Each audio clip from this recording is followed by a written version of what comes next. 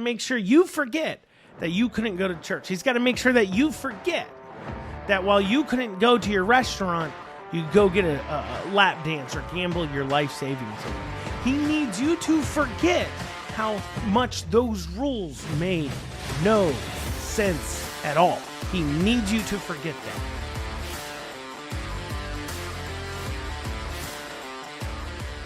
And welcome everybody to another amazing episode of the Andrew Cooperrider Show.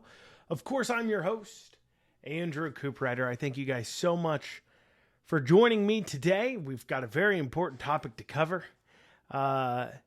The dictator-in-chief, Andy Beshear, has declared he's running for governor again. We're going to talk about what are his chances and how much has his governorship sucked and why I just called him the dictator-in-chief.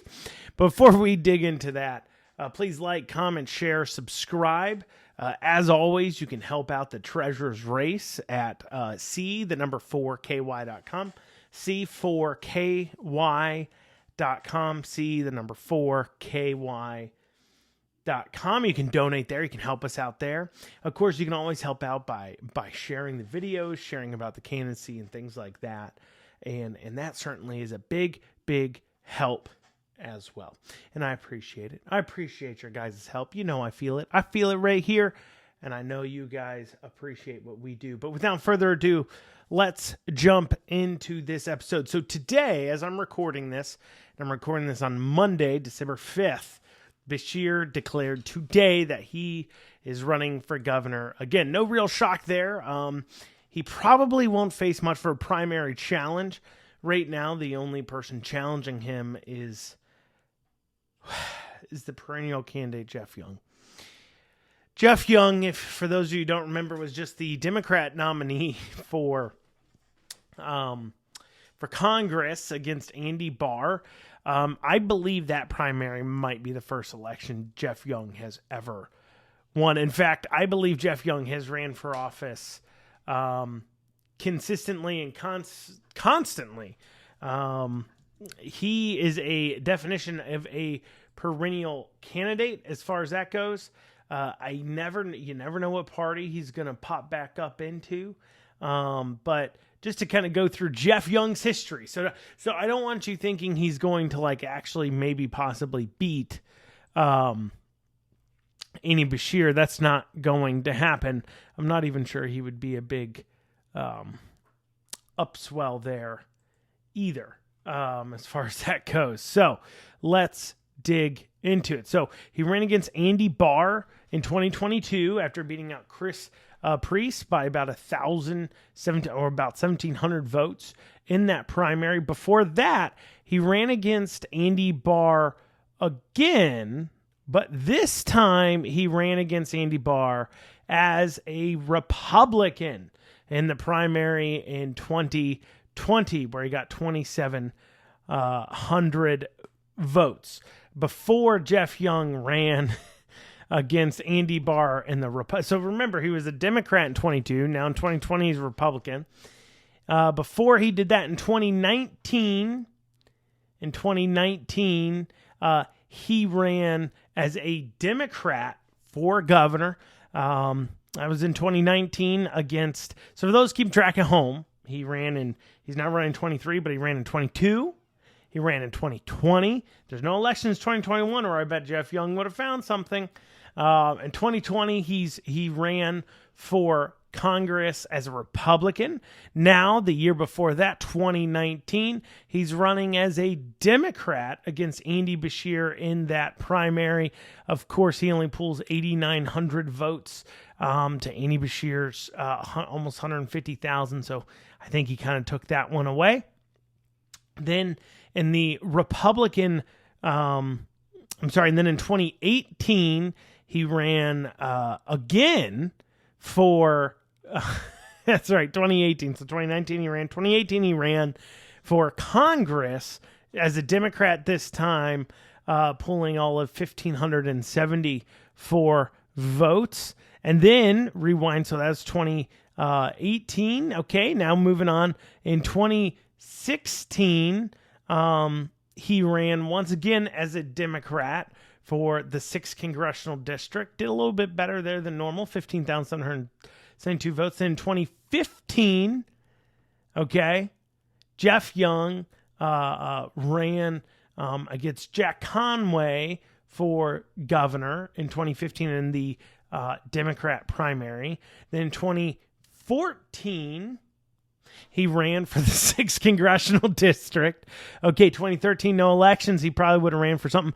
2012, he ran for Kentucky House of Representative District 45. He did pretty good for a third-party candidate. He ran as a Green Party candidate, pulling in 8.7% of the vote. There was no Democrat in that election.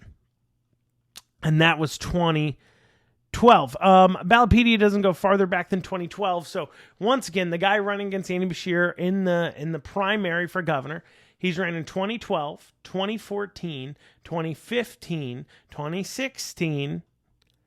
No, elections 2017, 2018, 2019, 2020, 2022, and now 2023. So he's ran in every single year you could have an election, he's ran for it. That's what you got to know. So I don't think Jeff Young, the only competitor that Beshear has, I don't think he's going to bump him off anytime soon. Call me crazy, but I just, who knows though? I think, like I said, he won his first election like ever. I'm pretty sure Jeff Young didn't even know what to do when he won that primary, but he did. And I think he was, he hung in there and he won something finally. So I guess good for you, Jeff Young, winning one election, proving that Democrats will elect a crazy person. That being stated, so Beshear's probably going to win that primary. He's going to face off in the general against whoever comes out of the Republican primary, which I'm pretty sure everybody and their mother at this point is running in. I mean, the Republican side, you've got, let's see, you've got Ryan Quarles, current ag commissioner, Mike Harmon, current auditor. You got Daniel Cameron, current attorney general. You got Savannah Maddox, state house rep. You have, let's see, you've got Kelly Craft. She's running, former ambassador there. You got Alan Keck. He recently declared. We talked about that in the last episode. We also have, I'm trying not to forget anybody, Eric Dieters. We also have Robbie Smith. He's a teacher. David Cooper. I think he's currently in the National Guard. Let's see, who else do you have running in that field? I know I'm forgetting somebody.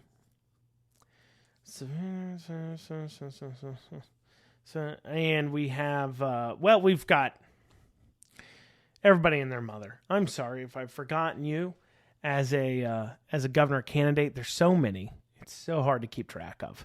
And we're probably going to have some more. And so whoever comes out of that primary is going to have to face off about Beshear. And most people would say immediately Beshear's going down. At least people that agree with me, people that probably listen to this podcast, fall into our camp, would look at Beshear and say, how could you like him? Right? I mean, after all, the guy's been awful. In this episode, I want to arm you to have those conversations. Okay, so why is Beshear so awful? Because people are going to ask you, what's so bad about Beshear? And you don't want to sound like a partisan, because this isn't a partisan issue. Beshear is objectively a horrible person. Beshear is objectively an awful governor. Now, a lot of people are going to be saying, what are you talking about? He's been doing a great job. He has not been doing such a great job. It's more so that the Republican legislature has done a good job fiscally because they have power of the purse strings. And I'll make my case to you, okay? So first and foremost, people want to say, look, Beshear did a good job with the old panty. And you guys know what I'm talking about? I'm talking about the pan, dim, ick. And I can't say it together because I get the old warnings there on the books of face and, the YouTubes and stuff if I say the word. So I'm not going to say it. I'm not going to fall for it. But a lot of people point to how he handled that. And I always bring this up, and this is real interesting, okay? So in 2020, we had a varying different degree of, well, quite frankly, rules and regulations, something a lot of you got to know from me from my coffee shop Brood, which fought against that. And, in fact, rather than me explaining what the rules are right now, let me show you a video of what the rules were in November that I shot in November, explaining what the rules for dining was, and you tell me if this makes any sense, just to remind you. Hey guys, Andrew at Brood, giving an update on the situation. So, we came to an agreement with the health department. Apparently, the fact that we didn't have our health license meant we were an event venue, which meant that you could, technically an event venue, as long as we didn't serve or prepare food, bring that food inside, sit and eat it. They didn't like that. They didn't like the fact that you were able to do that and that Andy had left that loophole in his mandate. So, in order to make us a restaurant again, they had to issue us back a food license, which they have. So, here are the rules. I want to make sure everybody understands. You can drink your coffee out here, okay? Now, you can't, however, drink it here because COVID knows. Now, I know also as well, when you go buy your coffee at Starbucks, in Kroger, or in the mall, you can drink your coffee while you are checking out and shopping and looking at merchandise. However, because we aren't Starbucks, apparently, we have a different rule. So you can't drink your coffee while you're looking at merchandise. However, you can still, as long as you're not drinking, sit and work. But if you gotta drink your coffee, you gotta get up, you gotta walk over here, and you can drink here. In fact, actually, this table right here, you can drink here. You can drink as long as you're leaning to the left side of or the right, however you're sitting. That's fine. Cannot, though, eat or drink in that table as well. Okay. So, that's just to let everybody know what the rules are as far as it goes. Now, this goes on for the next several days until he lifts the indoor seating rules.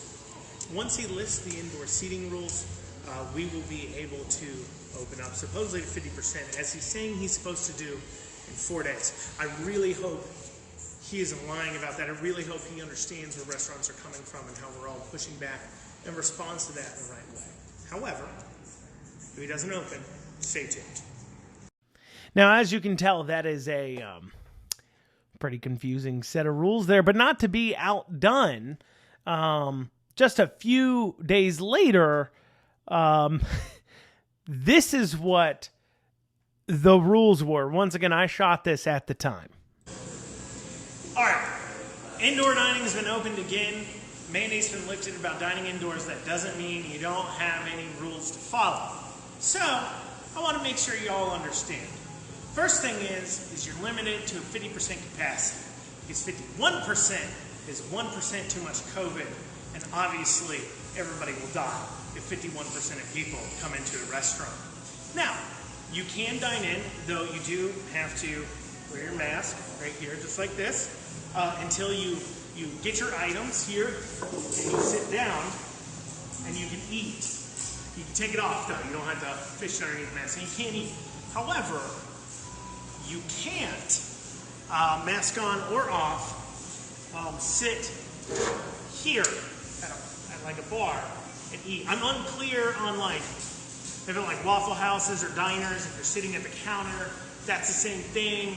I don't know if it's the proximity to the other people that's the issue, or if it's the height, like COVID's is not down here, but if you're eating up here without a mask on, COVID's here, but it's not here. I'm unsure of what the science is here on this one, but you know what? At the end of the day, I'm happy we can at least come out, go out to bars again, and hey, get a drink. Now, before all this, Beshear had us shut down the state. In November, he had us shut down, where indoor dining restaurants and everything else weren't supposed to be serving inside and allowing people to sit down and stay. Now, of course, I wasn't having that. We stayed open. We said, look, we cracked a garage door. They said, no, that doesn't count. And I said, you know what? I can't afford to close. So we stayed open and we fought back on that issue. But part of the reason we fought back was, quite frankly, it was pretty clear to us there were no lives being saved. On top of the fact that at that time, my main customer base, of course, 30 and so or under, we'd seen like 3 deaths in the entire state from the vid there, and in the entire state, and that was my main group. So obviously grandma's not coming out to a coffee shop. I was so confused over that. But on top of that, you could tell it wasn't as serious as they said it was, because look what they left open. So while I couldn't serve coffee legally, I mean, we did it and we fought back as we covered, because we said no, because this is ridiculous. But putting that to the side, while I couldn't serve coffee, let's take a look to see what was open. Well, I've got a sitter for the sun tonight, so I decided to make one more stop to make my point. I'm outside of Deja Vu. It's quite clearly open. Several cars over there. Now, I'm not going to go inside because I respect my wife and only have eyes for one woman. However, I am told that if you go in there, you can get lap dances. Now, I don't know about you guys, but I don't know how you give a socially distanced lap dance. But apparently, the governor has decided that this is okay. You can go in there and get Destiny to dance on you, but you can't drink a cup of coffee at Brewed because, you know, we got to keep our masks on. I don't know about you guys, but it certainly seems like the height of hypocrisy to me. It certainly seems arbitrary, to say the least. And it begs the question, what is this all really about? The state has deemed as perfectly safe.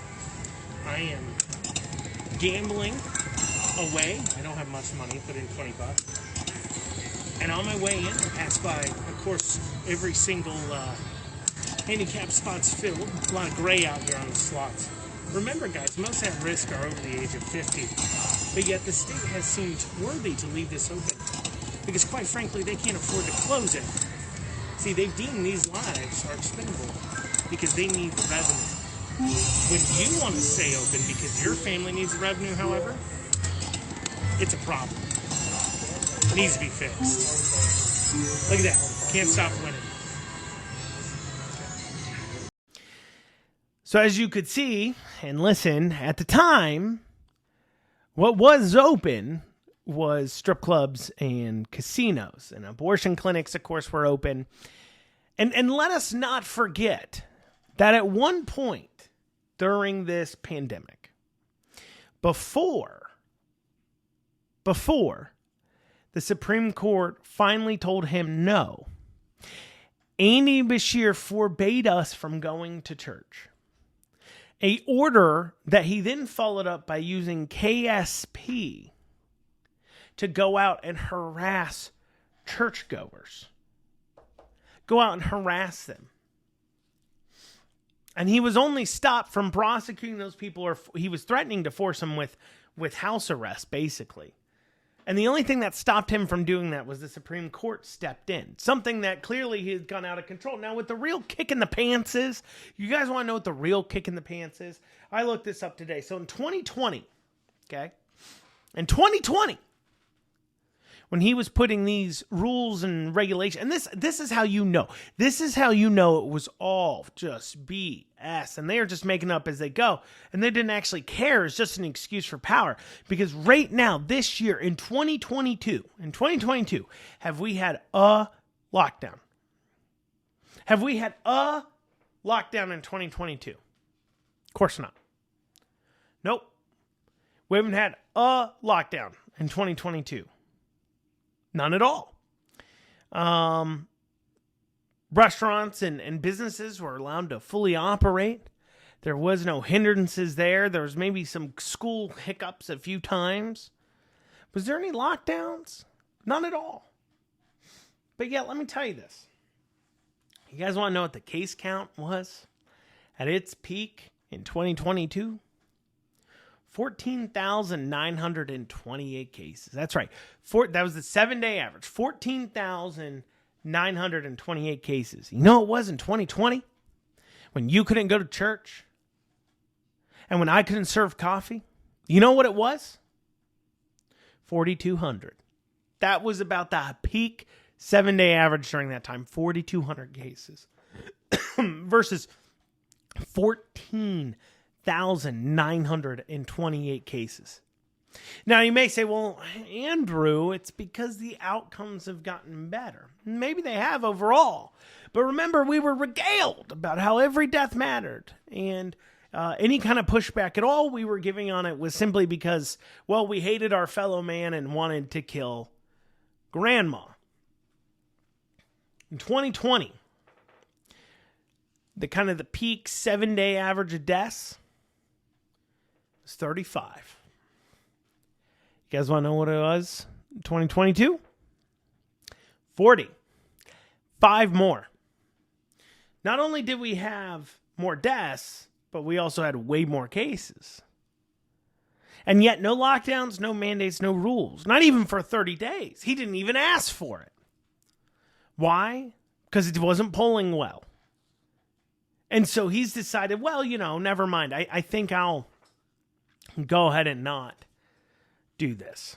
I'll go ahead and not put in place any mandates, only further proving the fact that he was wrong to do it in the first place. And I hold you this, and I said this at the time, I'll continue to say this. We did not save lives. We traded them. We lost people due to suicide and overdose. We shortened people's quality of lives. Our kids can't read or do math and have bad social skills. Mental health is on a steady increase. We won't see the damages of Beshear's overzealous policies for years and years to come. Despite all that, to this right now, if he really wants to say, well, every life matters and everything else, if he really believed that, why isn't he fighting tooth and nail to lock us back down now? Because it's court of public opinion. Because election time is coming up. He's got election time coming up.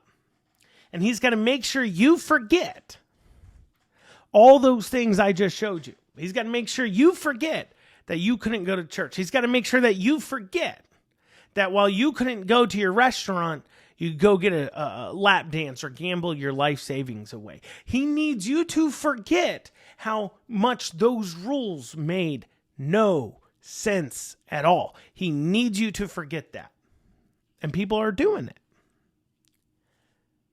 And they're starting talking about what are the goods? So let's go outside the pan. Let's talk about some of these other issues. Let's get outside of the backdoor mandates and vaccine mandates and all those other things. Let's get away from all that. Let's just talk factually. Okay? All right, talking factually here. Some other things. First off, Beshear's lawsuit happy. Let us not remember HB 1, where he injunctified the legislature after a law was passed, and even the Kentucky State Supreme Court, which is pretty liberal, was pretty confused on what exactly was being injunctified there and quickly overturned that.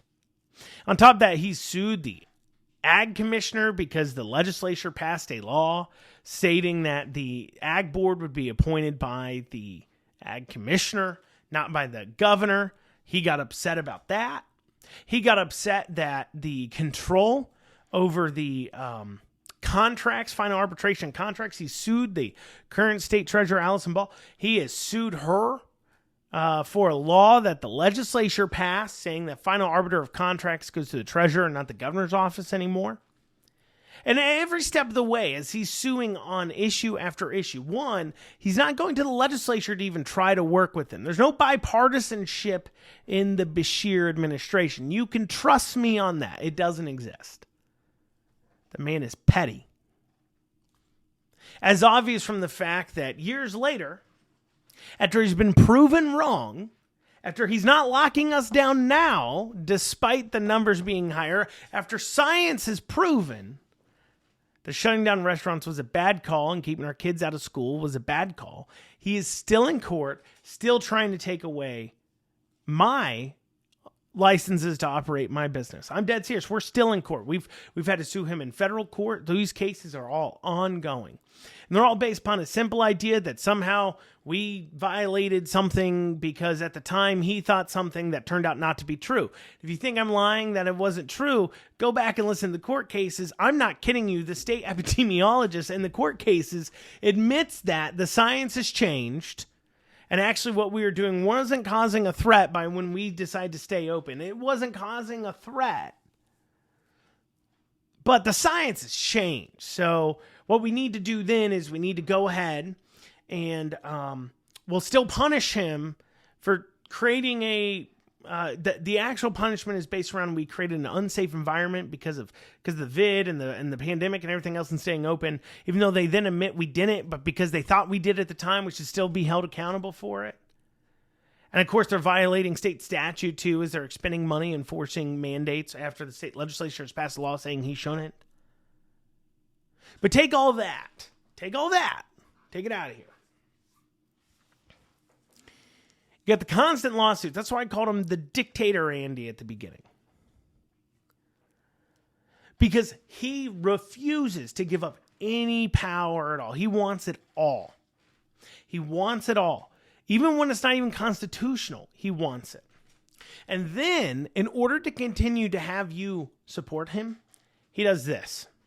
Now, as I'm talking, for those of you listening in the audio-only version, you can't see this. But as I'm speaking right now, there are rolling images of Andy Beshear doing one of the grossest things, in my opinion, that an elected official can do. See, what he's doing in these photos is he's handing out a big old check. This is a couple $1 million on it or something like that. And these are checks for public service works. So things like upgrading new sewer system or building out power or broadband or, here's a disaster relief for Eastern Kentucky or Western Kentucky. And a judge executive filled me in on this. So the governor's office calls, and if you want the money, you have to do this. And I'm dead serious. There once was a judge executive that explained this to me, that they went out, they did the whole ceremony with the money and everything else and the big check. And then after that, the judge executive was not nice enough to Beshear. It hurt his little feelings. He hurt Beshear's feelings. And so Beshear then refused to issue the money. Now, what's so gross and disgusting about these practices with this big old check and handing it out and making a big deal, what's gross to me at least, is that this is our money. All you're doing is doing what you're supposed to be doing with tax dollars, and that is giving it back out for public works. Tax money, by the way, that the legislature appropriated. It's like when he takes a credit, and he does this regularly. He takes credit for this $1 billion surplus or $2 billion surplus in the budget. His budget, he wanted to spend every dime of that. It was the legislature that told him no and put it to the side, and now he wants to take credit for it. And once again, as he's handing out these checks, he wants credit for it. And all these far left liberals, they eat this up. They're like, that's good stuff. Oh, look at him. He's so loving and caring. He's taking our money essentially at gunpoint, because if you don't pay your taxes, who shows up? And then handing it back out, wants a parade in the process. He wants a special event in the process for him giving us back our money to complete the kind of work that government is supposed to supposedly do in the first place. On top of that, he sits here and he forwards these corporate welfare ideas where he's handing out millions of dollars, hundreds of millions of dollars to private corporations.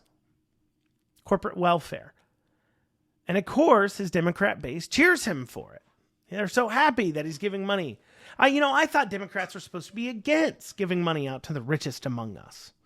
Our tax dollars out. But of course, that changes the moment the person doing it has a D next to their name. It's okay. Let's celebrate it. Andy Beshear continues to enjoy a pretty high approval rating. And that is because people forget. People forget he told you not to go to church, or maybe they didn't really care enough about church to fight for it in the first place. Sad.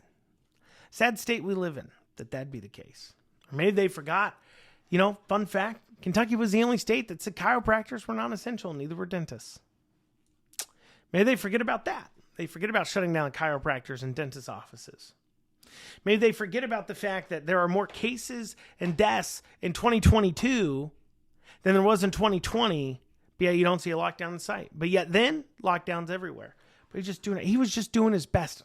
That's what they would say. He's just doing his best. My 10-year-old son is doing his best. I don't need doing his best from a governor. I need a governor to get the job done that they're supposed to do in a constitutional manner. And then most recently, we had the biggest pandering of all, where he wrote the executive order for medical marijuana.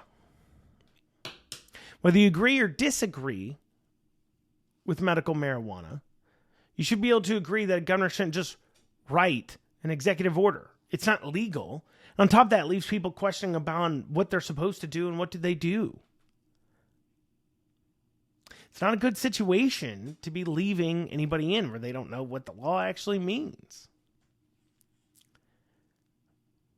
On top of that as well, on top of the policy side of that, on top of the fact that he is constantly grabbed for power, on top of the fact that he's petty, on top of the fact that he's been found unconstitutional on many things, on top of the fact he's locked people down, shut them up and everything else, he is very far left on the social issues. There's nothing moderate about the guy. But yet, here's some of your more moderate Republicans defend him. See, this is what we have to watch for in Kentucky when it comes to the governor's election. Kentucky for a long time was a blue state. Many people that are now Republicans historically have voted Democrat before. It's not as hard as one may think to get them to vote Democrat again. That's why in 2023, regardless of who comes out of that primary, we've got to be willing to stand up and say we've got to inform our neighbors. We've got to put in the work. Because Beshear will do his montage of checks like I just showed you handing out. And he'll talk about all his accomplishments that really belong to our Republican legislatures. That's what he will run on. He'll run on what they should be running on. And it's up to us to remind our neighbors, to push them in the right direction. Because I tell you this much, and people say this all the time in politics. They say, well, I talked to him once. He's a nice guy. You know who's known for being a nice guy? Joe Biden. And when the Antichrist comes, he'll be a nice guy too. Well, guys, that's what we have time for today. Thank you so much for joining us. Once again, like, comment, share, subscribe, donate to the Treasures campaign at c4ky.com. That's c4ky.com. I thank you guys so much for your time and have a great rest of your day.